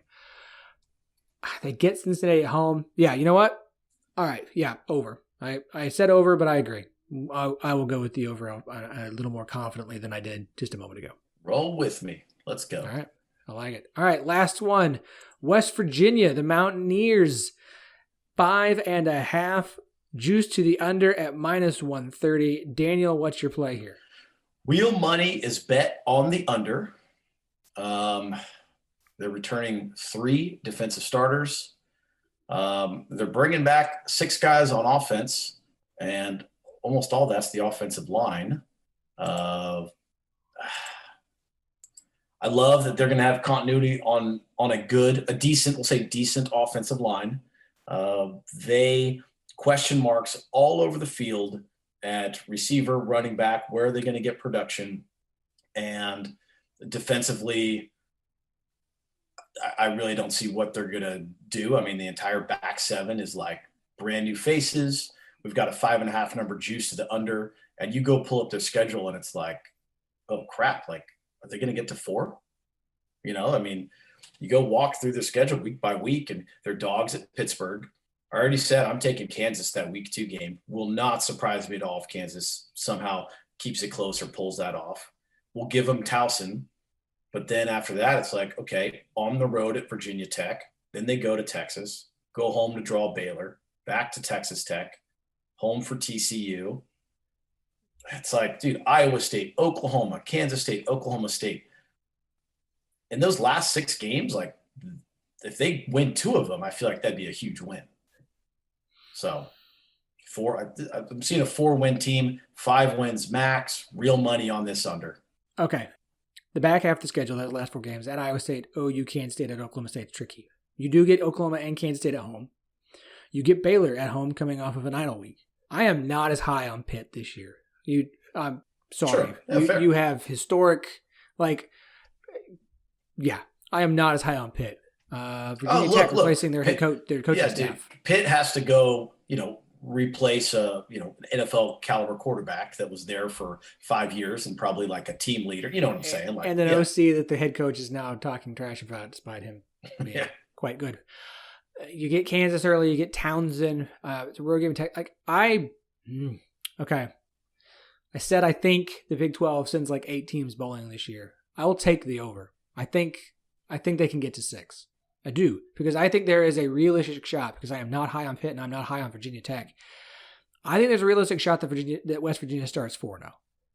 I think they could go to Pitt, beat Kansas, Townsend, and at Virginia Tech. Now, again, the back half of the schedule is tricky. If JT Daniels is what people think he might be, You get Baylor at home off an idle week. You get Oklahoma and Kansas State at home. You get TCU at home. You go to Texas Tech. Like, I will take 6 wins. I will take 6 wins. I do think there is a real shot. And here's the thing. If West Virginia wins their first 4, either Pitt and Virginia Tech are god-awful, or this is a decent West Virginia team. I will take the over. I feel good about them making a bowl game this season. I think for Neil Brown, they need to do more than that. But I will take the over here and say that West Virginia gets to at least a bowl game and 6 wins. Okay, so we are definitely different directions on this team, but that's fun. That's when it's fun, is when we're seeing things totally differently on a squad. I have such a hard time with them because I want to buy in, and the offense should be finally good. They lose so much on defense. I've got a ton of questions on that side of the ball for them. If they don't take as big of a step back on defense despite what they lost, again, I think they can start 4-0. I'm not high on Pitt. I don't care what they did last year. You lost too much. I'm not high on Virginia Tech in the year 1 of Brent Pry. I know those are road games, but man, they could start 4-0. They really could. And if they do, that's a lot of momentum. Take on the road to Texas, get a week off, get Baylor at home. When you get the teams at the top at home and you play some of the lower end teams in the conference, I don't mean that as a shot at Texas Tech or Iowa State, but look at those win total projections. Look at West Virginia's win total projection. There are a lot of similarities. You're getting those teams on the road. So in theory, you're a little bit closer in the road games, and you get the teams that are supposed to be better than you at home at West Virginia, which is supposed to be a place that's tough to play. I think it gives West Virginia an opportunity to get 6 wins this year. Yeah, I'm riding 4-0 West Virginia. I'm gonna stake my flag in it. I'm riding it. This is my flag plant right now. 4-0 West Virginia to start. Pin that tweet to the top 25 ranked team. If I could bet, is there where I could just bet 4-0 West Virginia? Is that a possibility? Can I? Yeah, we can roll over a money. I mean, Towson will be tough because actually I bet they're not as big of favorites as you think in that game, but we can. I'll cook something up for you. Ooh, all right. Okay, I'm tell you what. I will put $10 down on Pitt and just roll it over each week. Yeah, that's how we start. Yeah, $10 on West Virginia, and we'll check in. Remember this for when we record our week 1 or I think week 0. No, week 1 for the week 1 pod. Yeah. We'll let's remember that rollover. Okay, we're gonna do this. I'm all for 4. They're gonna lose week 1 and it's gonna be over quick, but I don't care. 4-0 West Virginia. All right, Daniel, man, you are awesome. I cannot wait for the season to get started. This is fantastic. You did mention, Big 12 championship odds. We can look at those real quick. Oklahoma, latest ones I have are Oklahoma plus 175, Texas plus 230, Oklahoma State plus 700, Baylor plus 700, TCU plus 1,000, Kansas State plus 1,500, Iowa State at plus 1,800, West Virginia plus 2,500, and then you got Tech at 4,000 and Kansas at 10,000. Looking at those odds, is there one you have put money on, and is there one or two that you like there based off of the odds you're getting? Baylor and K-State. K-State at 1,500. That's about the lowest end of my range that I would like them. But I would still, a little bit of beer money, bar tab money on a little K-State at plus 1,500. I really liked the plus. I got plus 2,000 or plus. I think it was 2,050. I loved that number. Baylor at 700, I think, is a very fair number. Way more value there. I mean, Baylor, Texas, Oklahoma, there shouldn't be, that big of a price difference in all those guys. Baylor at plus 700. Kansas at 100-1. Don't bet it, but that's a great price. They shouldn't be 100-1. They should be like 50-1 or something like that. But 100-1, I'd put $20 on it. You heard it here, folks. Put $1 down on Kansas. Yeah. Baylor and K-State. Those are the two that, quote unquote, value, in my opinion, to win the Big 12. I like it. I agree. I think those are great opportunities there. All right, Daniel, man, you're awesome. I know that you post bets all the time. Premier League's coming up soon. Obviously, college football, college basketball is your money maker. For those who want to follow you, follow your bets, where can they do so, man? At DannerB7 on Twitter. Come find me. And also, I'm in the Action Network app. I post every single play I make for free before lines come out. The whole thing got about 350 people that just follow along with all the plays for fun. So join in there. I'm also Danner B7 on there. So come find me. Daniel, appreciate it, man. Can't wait to have you back ahead of week 0. We'll do kind of a setup week before the season gets started. And then week 1, man. Love it. Can't wait. I'll be there. We're making picks. Let's all go. 14 teams this year. All 14. We're doing weekly picks for Houston, Cincinnati, UCF, and BYU. It feels like the right move this year. I will see you. Thanks so much for having me. We'll talk in a few weeks. Hey there, 1012 Network listeners. This is Dustin from the Scott and Holman Podcast, the original Houston Cougar athletics podcast, and the latest member of the 1012 Network. My co-host, Sam, do you want to tell the fine folks what the Scott and Holman Podcast is all about? I sure do. We come on here at least once a week and we talk all things going on in the world of Houston Cougar sports. Plus, we usually find time for some of what's going on in our future conference, our current conference, and really the college sports world at large. We're not just a football, men's basketball podcast. We really pride ourselves here on the fact that every single team that wears the Scarlet and Albino in Houston in their jerseys gets time on our show. Plus, from time to time, we bring on some guests ranging from opposing team experts to even former Olympic great Carl Lewis. So be sure to search the Scott and Holman Podcast wherever you listen to podcasts. And remember, we spell podcast P-A-W-D cast because we are oh so funny like that. I am thrilled, excited, ecstatic. I'm running out of words here. That's what happens when you spend 30 minutes smelling cleaning fumes as you're cleaning up the dog pee from the child's rug. So I've run out of synonyms to use for the good mood that I am feeling right now, because we are officially adding the 11th show to the 1012 Network. We are adding a show for a school that will be incoming in the summer of 2023. And I feel honored and blessed that, frankly, the best UCF show possible has decided to join us. That is the Sons of UCF. We are thrilled to have you guys joining us tonight. Two of the hosts, Adam and Mike from the Sons of UCF. Guys, welcome to the 1012 Podcast and welcome to the 1012 Network. Phillip, I appreciate the intro. We've been on a few different shows. I've never preceded a conversation about dog pee. So this is a first for us. If this is how the network runs, we are right at home, but happy to be part of the group, happy to be part of the family. Yeah, just as excited as UCF is to join the Big 12, we're excited to join this network here and excited to meet all these other schools in the conference. Ever since it was announced that the 4 schools were coming, I've been of the mindset of like, there's no reason for us to wait till 23 to start adding shows to the network that represent the 4 incoming members. I'm treating it like basically we're engaged. All we got to do now is walk down the aisle, kiss, and we're set to go, and this marriage is official. So I mean, basically you guys are all part of the family to me, and we want to treat you as such. So I am happy to have a UCF show. Obviously we have our Houston show, Scott and Holman Podcast. Thrilled to have them. So I want everyone to kind of get to know you guys. I would say there's a couple of really good UCF shows out there, you guys obviously being one of them. And you guys just do incredible work. Like we really do try and put the time and effort into going out looking for shows. For me, there was just no way to try and start a UCF show from scratch. And there was absolutely no reason to, with you guys out there, with the incredible work you do covering the school and the university, the athletic department, just kind of set up the backstory for everybody, kind of explain like, how did you guys get started and kind of who are the Sons of UCF?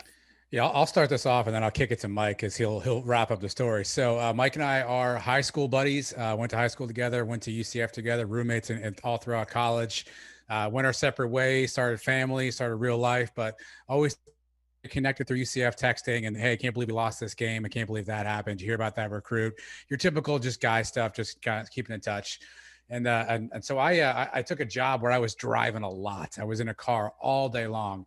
And so I started getting into podcasts. I needed something to listen to and searched up some UCF stuff. And there's only a couple shows. So I was like, all right, I'll listen to these shows. You know, they ran out pretty quickly. And I'm in the car every day. I'm like, man, like I need more UCF stuff. How is there only like 1 or 2 shows about this? So went home and said, hey, let's just figure this out. So Googled some stuff, got some equipment, plugged some stuff in. And then one day I called up Mike. And I think, Mike, you can pick the story up from here on that phone call. Yeah. Me like a 2-minute clip of him talking about UCF. He goes, hey, what do you think about a podcast? Yeah, sounds cool, man. You know, I'll listen to it. And he's like, oh, well, you want to be on the first show with me? I was like, yeah, that's cool. I'll help you out, whatever. And the next thing you know, we've done 189 shows and I've been on every single one of them. And for me, it's just been awesome. It's a great hobby. We get to talk about UCF. I out of the house for an hour or two. I got 2 kids in there, and my wife driving me nuts. I get to talk to my buddy about UCF, and people listen to it. So it's been a great. Now I think going on season 5, Adam, 4 or 5. Season 5, yeah. Yeah, So so Mike was an unwitting co-host. He did not know what he signed up for. I just said, "Hey, come on, let's talk for a few minutes." And then I was like, "Hey, what are you doing next week?" And then next week, and then before you knew it, he was like, "Am I doing this all the time?" I'm like, "I don't see why not." So, yeah, we've had a good time with it. We've done 189 something audio shows. We now do a video show once a week on Thursday. So I think we're up to 57 or 58 of those in a row. So, 200 plus shows out there, UCF related.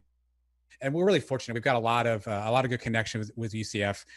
They treat us really well. They give us access to press events and media availabilities, and they've been really good to us. So it's been a good partnership, good relationship, and because we love UCF and we're alums, it just makes a ton of sense for us to talk about UCF. So for 10-12 listeners, for Big 12 fans, I mean, I think a lot of the fans are as excited about the 4 incoming schools as the 4 incoming schools are about joining the Big 12. I mean, I'm going to have them all come check out your show. That's obviously what we want them to do. What can they expect when they listen to their first episode of Sons of UCF? Ooh, it depends. So non-football season, Phillip, things get a little loose. I'm not gonna lie to you. I mean, we obviously heavily focus on football. So typically during football season, we'll break down the game that just took place. We have some specific, show bits we do to, kind of give out like game balls. We have our own little spin on that. I want to give that away for the audience. And we do a lot of games, a lot of bits. We'll do start bench cuts, things like that. We have the Gus Malzahn translator where we play his press conference clip and then we tell you what he really meant to say during that clip. We have some fun stuff where we make fun of our rivals, or I guess our current rivals, which is the Cows over in South Florida. So you can expect a whirlwind of stuff. We're also pretty well known for our interviews. We've been really fortunate. I think we've done something like over 125 player or coach interviews. Big names at UCF. If they've played at UCF, we've tracked them down. We've had them on our air for 45, 50-minute long form style interviews. So really good stuff because you learn a lot about the program you didn't know about. Yeah, you know they played well on this one Saturday, but what was going on off the field? How are they and their teammates, working together? So the football season a little more structured. Outside of that, you can never know what you're going to get. You never know what's going to break out. Sometimes we just get off on tangents. Our last episode, Mike, we were talking about preseason awards, and Mike astutely pointed out that nobody names their kid Doak anymore. There's no more Doak. Doak Walker and Doak Campbell, and that's it. So we ended up on a tangent about what happened to all the Dokes of the world. So you never know what you're going to get when you flip on the Sons of UCF. The main thing I tell you about our show is we're just a couple of fans, right? I don't consider myself a part of the media. I don't go to the press conferences. We have a guy, Trace, that does all that stuff for us. He's on the live shows with us on Thursday. But for us, when we do the podcast, it's just 2 buddies talking about what we saw that weekend and what we expect the week coming up.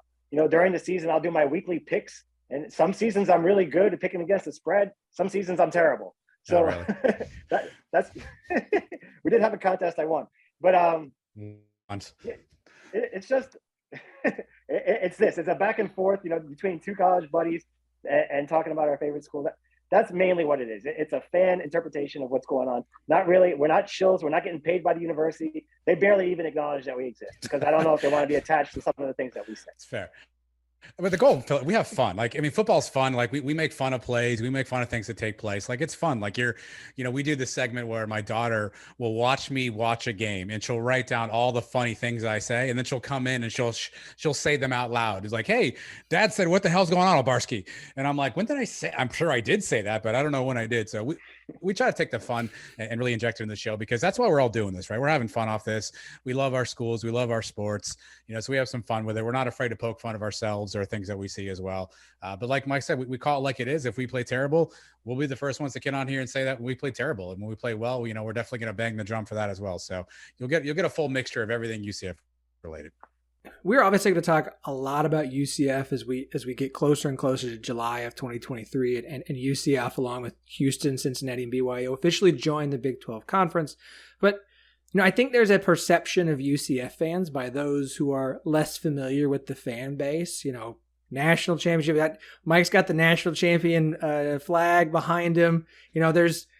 I don't want to say a misperception, but there is a perception about UCF fans maybe being a little bit a little abrasive, a little defensive, maybe. Can you really describe to me, like, what is the UCF fan base like? When you guys joined the Big 12, other than being thrilled and excited to be there and eager for any opportunity to beat up on Power 5 teams and be part of a Power 5 program, but like outside of the game itself, tailgating before the game, hanging out afterward at the bar, like what should Big 12 fans expect of UCF fans? Well, there's two ways to answer that. I think there's before and there's after, right? So before we get into the Big 12, so this next year and the years preceding this, you have to understand UCF's been a program that all we've ever heard is just wait your turn. Your time is coming. Just apply to a big conference, get to a big conference. You got to win all your games, play tougher opponents, do all these things. And summarily, UCF has gone out and tried to do those things. They've won those games. They've won all that stuff. And all we've ever said is, hey, look at us, look at what we've done. And typically you hear, no, sit down. You're not worthy of this. You're not a Power 5 program. You're not Alabama. You're not these other schools. So there is a very firm chip on the shoulder of UCF fans, because for so long we've been, fighting for respect. We've been asking for respect. And a lot of fans, a lot of national media typically just give us the Heisman and say, yeah, go away, sit down and join a big boy conference one day. Right. So I think that's got a lot of UCF fans that are very passionate. And so when somebody comes at somebody on Twitter and says, hey, UCF's not that good, you're going to get 35 people responding to you with nitro fire emojis in the background. And you're going to get people looking at the record book and all the basic stuff, because we've had to sort of fight to get our way to where we are. I think once we're in the Big 12 and once that starts off, I think you'll see a program that, we're very passionate about our school. We're always going to defend our school like every other school will do. And it's a lot of fun. The game day experience, the fans are actually a lot of fun. Tailgating is a fantastic environment. I know everybody says that about their school, but we literally carved out an entire section of campus that's nothing but tailgating. They literally built it for tailgating, right? That's how big a scene tailgating is. But it's a passionate fan base, but it's a fan base that, there are times we hate each other, right? You will see UCF fans go at it with each other because I think there's just such a pent up, aggression around. We've been trying for so long to fight to get to this spot. And if you're a UCF fan, you bleed black and gold and you defend to the honor. And that's what most UCF fans do. So it certainly can be abrasive at times, but I will tell you, it's all from a place of understanding that we are a school that's fighting for respect and does, we have to do everything we can to make sure people understand that. I think you could break down the UCF fan base in two different groups. There's the older fan. Actually, Adam and I kind of qualified for that. When we were in school, it was 1998, 2002, Dante Seton Culpepper's last year. And in that, it was a kind of our first transition into Division I. So from 96 to 2006, let's say the first 10 years, we were always so close, but never good enough to pull off that big win, right? We beat Alabama once, but we had so many close losses to SEC schools, Georgia. There's a whole bunch of them. Mississippi State, Mississippi. We took Nebraska. We had the lead on when they were number one, and but we could never win those games. Then in 2007, the whole trajectory of the program changed. We built the on-campus stadium. They changed the branding. It's kind of a newer thing. It's cool now to go to the games. Before we were just hanging out in the parking lots drinking. We didn't really care. It was win or lose. We booze. It didn't matter. Now people are taking it serious. The last 10, 15 years, the UCF fan is really into the games. The student section is unbelievable. And those are the guys you're going to see arguing on Twitter. It's a younger fan. The one knows nothing but winning and didn't really have to suffer through those tough losses that Adam and I did. But those guys, they started here in 2013. We went to the Fiesta Bowl and beat Baylor. They've seen us win the Peach Bowl. They've seen undefeated seasons. They know nothing but winning, a bunch of conference championships. So I think they get a little more defensive when they hear things from these other schools like, what are you guys talking about? We have been winning. We have been proving ourselves. But there's the older UCF fan that does know the whole history of the program and all the ups and downs it took to get here. It's been really interesting, Phillip, because in college basketball, we all laud the Cinderella. Cinderella, when March Madness comes around, we love that 14 seed that sneaks into the Elite Eight. Everyone covers them. I think it was 3 years ago, Sister Mary Jean and Chicago Loyola was on TV more than like anybody else I had seen, right? We love the underdog. But in football, we were like, hey, look at us. We're undefeated. We're doing great. And they're like, go sit down. We have no time for you. So I think that's where a lot of UCF fans are like, well, wait a minute, like we're here, we're winning, we're young, we're vibrant, we're trying to make something. And I think it's the old guard of college football saying, hey, go away, we're not ready for you. But yet in other sports, that's lauded, that's welcome. You want that Cinderella. And I think we've kind of got that chip on our shoulder around, hey, we've proven we can do these things. And to Mike's point, the younger fans specifically, they know nothing success at this point. I mean, we lost 3 games to Josh Heupel, and it was like, how do we fire this guy fast enough, right? Because we didn't lose 3 games. That's unheard of. So I think you'll definitely see a passionate fan base, a fan base that cares about their sports program. And I think to Mike's point, they're getting more and more vibrant as well. I think you'll see us travel better in the Big 12. I think for a lot of the American Conference cities, I don't know that we've traveled as well as we could. I think you'll see us travel better to Big 12 sites. There's a lot of excitement about getting in the conference, getting to some of these stadiums that we haven't been to yet, and meeting people and showing everybody what UCF's all about. Honestly, I think you guys are going to fit in pretty well. I mean, you're entering a conference who's having to deal with national media telling everybody that they're not worth anything, that they don't matter, that the only teams that are worth a damn are leaving for the SEC, that you all are second rate. Is it even a Power 5 conference anymore? I don't know if it should be, or if it is, or if they just need to be, some weird amalgamation of G5, P5. We don't know what they are. So I'm like, I think the whole conference, like, you guys sound like you're going to fit, especially the younger fan base, you're going to fit right in with a conference of fans who are fighting with everybody on social media because we're tired of hearing about how we're not worth anything. Iowa State's doing it, Texas Tech, Kansas State. I think you guys are going to fit in fairly well. I think all 4 of the schools that are incoming are going to fit in well, but it sounds like UCF's going to fit right in. We're all going to be like, okay, all right, You guys aren't as bad as we thought you were, especially now that you're on our side. It's funny. I actually saw a UCF fan tweet at Stuart Mandel, who seems to be literally sitting in the Pac-12 office, apparently just writing articles all day. And he tweeted at Stuart Mandel, and Mandel tweeted back at him and said, hey, I didn't say that. Another UCF fan tweeted at John Wilner, the other guy sitting literally next to, I guess, the commissioner of the Pac-12, just asking him what to write. So we're already in the mix fighting for the Big 12, even though we're not technically in there. And that's what UCF fans are. If you're on our side, if you are somebody that respects us and shows us the respect and has an admiration, and there's a mutual respect there, again, UCF fans will die. We've done it for different programs that have sort of supported us as well too. So we're already knee deep in the Big 12 mix right now, mixing it up with Pac people and yelling at the national sports writers who last year didn't care about the Big 12 imploding, but this year the Pac-12 imploding is the worst thing on earth. So UCF fans are already there and I'm part of that conversation. Yeah, the social media is what you want to win. You hired the right team. You got the right team. Right? On the field, football, basketball, maybe we're going to win, we're going to lose, but we're going to kick your ass on Twitter. I can tell you that much. We have that many young fans. Yeah, I love it. That's great. Hey, Brett Yormark wants to make the Big 12 hipper and younger and cooler. So that's exactly what we need is more vocal fans on Twitter. All right, so I know you guys aren't joining until 2023, but that doesn't mean that we're not paying attention to what Cincinnati, Houston, UCF, and BYU are going to be doing, obviously last year and then, of course, this year, their final year in their current conference or current situation. So just briefly, kind of tell me, what should we expect from UCF football in 2022 in their final season in the AAC? If we can stay healthy, which is a big if. Last year, I think we had 29 guys at some point in time out or missed time. If we can stay healthy, we have a lot of offensive weapons. And obviously Gus Malzahn being, lauded as an offensive head coach. We have a new offensive coordinator, Chip Lindsey, who's worked well with Gus in the past. If we can stay healthy on offense, we have a lot of weapons. We have returning running back and Isaiah Bowser, who is just a workload, a beast. And he had suffered injuries last year, so we didn't get to see his full depth, I think, of what he can bring. We have receivers on the outside, 2 transfers, one from Alabama, one from Auburn.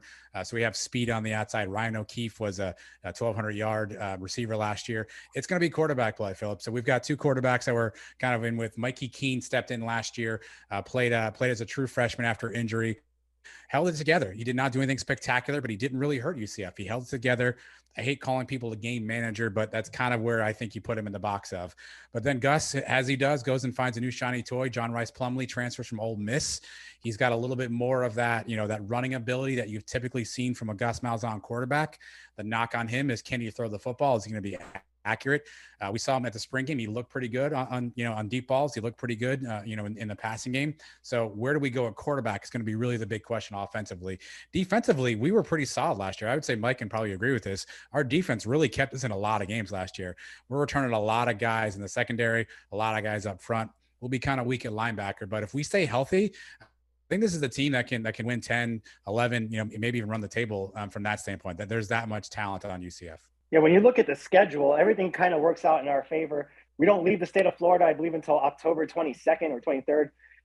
We have the 4 games that we lost last year, all at home this year. Cincinnati comes to Orlando, SMU, Navy, and Louisville. And UCF at home, I believe, is like 30-2 in the last 5 years at home. And those 2 losses came in that COVID year where it was 25% capacity. There was 11,000 fans. It's not the same. When that place is rocking, it's one of the loudest places to play, probably the best place in the American Conference.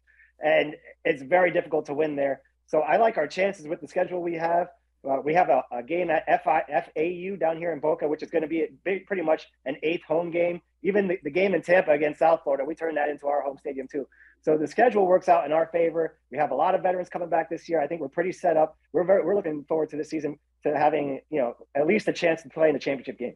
Adam, Mike, I am thrilled to have you guys in the network. I want to wrap up on this. One quick question. Should UCF start scheduling USF in non-conference on a regular basis? Or are you guys happy to leave them behind? That's a tough one. It's punching down at this point, right? I mean, you sort of feel bad for them over there in West Tampa, but the reality is, our conferences and the way our schedule works doesn't really align. We don't have non-conference openings. They don't have non-conference openings. It's a fun rivalry, right? It's fun to do that locally. But, at some point you sort of move on from your rivalry. They're not a school that really supported UCF in any way, shape, or form. So I have a hard time saying, yeah, let's bring them along. Let's give them a game. Yeah, it's fun. But I think for UCF, we set our sights higher than that. We need to start playing the Floridas, the Miamis, the Florida States. I think if we want to continue to make traction in Florida, it's not going to be beating the lowly cows. It's going to be beating the Gators like we did in the Gasparilla Bowl, or getting Miami to finally schedule and play them. So it's fun to do, maybe every 5 years just for fun, but I'm perfectly fine dropping them off and leaving them on the side of the curb. It's a fun game for me. It's the closest school we have, 90 miles separates the 2 schools. I wouldn't mind keeping them on the schedule, but at the same time, I would like to add a Florida and Miami. I think there's room with 3 conference games. We're going to be in a power conference. They're going to kind of be left behind in the American. If you want to work out a 2-for-1 deal, I'm all for that. That's the way we've been treated when we were in the American. So I think that's pretty standard. But I'd like to keep playing them. In UCF's history, we had rivalries with Bethune-Cookman coming up, Georgia Southern, and as the program has grown, those rivalries just went away. We don't play them anymore. It looks like the same's going to happen with South Florida. I wouldn't mind keeping them on, but if they go away, they go away. I'm not going to lose any sleep over it either. Mike, Adam, hosts of Sons of UCF, the official UCF podcast of the 1012 Network. Guys, I am thrilled to have you. I am honored that you would allow us to help represent you and help you try and grow your brand and grow your podcast and reach out to the rest of the Big 12 fans. This is fantastic. As I said, I'm thrilled. I'm excited. I couldn't be happier to have you guys on board and welcome, and can't wait to continue to talk UCF for as long as we possibly can, man. Yeah, we're looking forward to it. Again, if you're not already, follow us on social media at Sons of UCF. You can find us everywhere: YouTube, Facebook, Twitter, all that stuff too. So looking forward to mixing it up. If you have questions on UCF, feel free to hit us in the DMs. Happy to share any more info we can about UCF and get everyone kind of used to it. But definitely appreciate the invite, Phillip. Can't wait to get more involved with the network. We've had a few folks come on the show already and talk a little bit Big 12. So looking forward to the partnership. I'm excited to watch a lot more Big 12 football in this season coming up. And be able to root for all the Big 12 schools, especially in out-of-conference games, at least for this 1 year, until we develop some new rivalries with some of you guys, and we can see which schools we hate. But I'm looking forward to this one. Maybe we'll meet one of you guys up in the Cotton Bowl at the end of the year, and then we'll have a good time there and have a couple beers.